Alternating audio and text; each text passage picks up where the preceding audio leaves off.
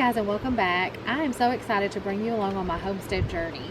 I hadn't had content in a while on the channel because I've kind of been struggling with what direction to go, but I definitely want to get back into homesteading after the couple of years we've had with the pandemic and the supply chain. And I was raised in a family where we raised all of our food. We didn't rely on the grocery store for our daily bread, so to speak. So I am definitely excited to get back into that.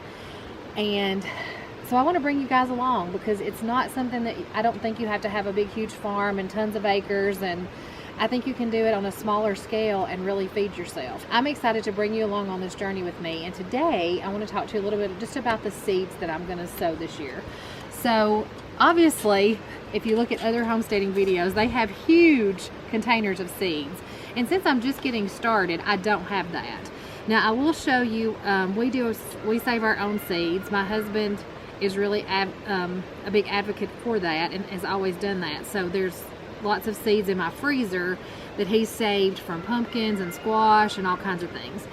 But these are the seeds that I purchased this year, and I purchased early because honestly you don't know anymore how quickly you need to be on top of things. So I've got some flower crops that I'm going to take out separate, but I've got lettuces, broccoli rabe. I'm going to do lots of herbs this year. So I'm doing lavender, and I'm going to plant lots of herbs that will come back. So once you seed them and they come up, they're perennials. So that means they're going to come back every year. So as we go along on that, when it's time to plant them, I will take you along on that and talk to you about those. I'm zone 7, so that will kind of help you if you're wanting to compare to when I'm planting. So what I'm planning to do first is I've got tons of lettuce mixes, and I'm going to start those because at this point where I live, you can start lettuce as long as you have a way to cover it. It'll germinate for us now, and honestly this is the time we should have lettuce because once it gets hot summer for us, our lettuce dies off and it won't grow anymore. So I've got several packs of different types of lettuce mix. I've got a butter crunch I'm going to try, I'm really excited about, and a romaine called Sweet Valentine that I'm excited to try. So I'm going to be planting several of those. I have tons of herbs, so rosemary, I have mint, I have lemon balm. So we're going to try to raise some medicinal herbs as well. I have dill. So I just have tons and tons of herbs. I'm not a big sage fan, but it's supposed to be so good for you. So I'm going to try to grow some sage. I'm doing chamomile for tea. I'm going to grow tons of basil, and I've got some big plans for that'll be coming up on the channel. And catnip, which is a really good medicinal herb, and flowers. I'm all about the flowers. And then what we normally do in our zone, we don't really have time to like raise pak choi and things like that. So I go ahead and order the seeds, but we won't plant these until fall. The problem that we run into is a lot of times when it's time for us to plant those things, the seeds have sold out. So I think it's really important for you to sit back in the early, late winter, early spring, and decide what you're going to plant for the whole season and get all of that ordered, especially now because a lot more people are getting back into gardening, maybe they had gotten out or trying it for the first time. So seed, there could be shortages there. So like our kale, we ordered a lot of kale because we really love it, and our red Russian kale, all of that stuff will be planted in the fall. We also do the watermelon radishes, which we love, but they're not really a good crop for us in the spring either. So these will also go in the fall. Now I ordered asparagus, and I'm a little sad because it does come back every year, but I have to wait for 3 years in order to actually harvest this. But I do want to get it started because I love asparagus, and I would like to have this growing here on our little homestead. I'm gonna put that in quotes. And then I have some seeds that we harvested ourselves from pumpkins. So I've got these little containers now to make our system a little more effective, and I'll show you that as I get that organized. And so that's kind of what we're planning to plant around here. Now I've also made a trip this week. We had a little farm stand store that opened, and we went ahead and purchased our corn seeds and our green bean seeds because I'm telling you, I just don't know. So we want to make sure, even though it's going to be maybe a couple of more months before we can plant that we have the seeds on hand and ready.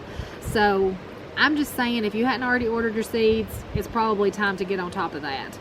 There's lots of seeds out, even at Tractor Supply, I've noticed, and Home Depot. So if you're wanting to plant things, now's the time to get out and be shopping around. So that brings me to the next issue, and that is planning. So what I've done is I went through and researched all the things I want to plant.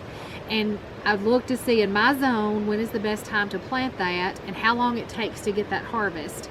And I went into my calendar and I've made myself notes, like I need to be thinking about this week I need to plant the broccoli, this week I need to plant the lettuce, and I did that with all of my herbs, and those videos will be coming along when it's actually time to plant. But I think something that I've never done is plan that like that, and I feel like that's caused me to miss opportunities in the past on things that are actually early season. My husband is definitely the farmer of the two of us, and he has ideas about all the things like beans and corn, but when it comes to things like herbs and broccoli and lettuce, we tended to miss the mark on those. So I feel like by going in and planting that, I'm going to be able to harvest those crops and have them for a longer period of time. So in my planner, we sat down this past weekend and I made a plan, and that plan is everything I'm hoping to can and preserve for this garden season. So what this is going to do for me is there's some of these things I'm not going to grow. Like I don't have strawberries planted. I'm not going to have a strawberry harvest, but I know that I want to preserve some strawberries this year. So I'm going to be on top of it, and I'm already been looking around because that'll be an early crop for my area, and getting some ideas of when people are expecting their strawberry patches to open, so that I don't miss that opportunity. So this is just a guide for us. We kind of wanted to get an idea of how many quarts of green beans, how much corn do we think we need to preserve, and all those kind of things, so that I can stay on top of the markets, because we're not going to be able to, obviously here on this little plot, grow everything we're wanting to preserve this year. So I just want to make sure I'm staying in the loop on when things are coming in and where I can go and obtain those items that I can't grow myself. So I guess the point of this video is for you to be on top of things. If you want to grow things and garden, you've got to have a plan. You've got to sit down in the late winter and get that plan going. Go ahead and get your seeds ordered, and then fill it in on your calendar. And that way you'll be sure not to miss a harvest. So I'm really excited, you guys, to bring you along on all the planning we're doing. I've got lots of videos planned throughout this season of gardening, and will be really excited to bring you along. My goal is to do the Three Rivers Pantry Challenge next year, and that's going to be really cool, and I'm going to try to have the stuff preserved so that we can actually really participate in that.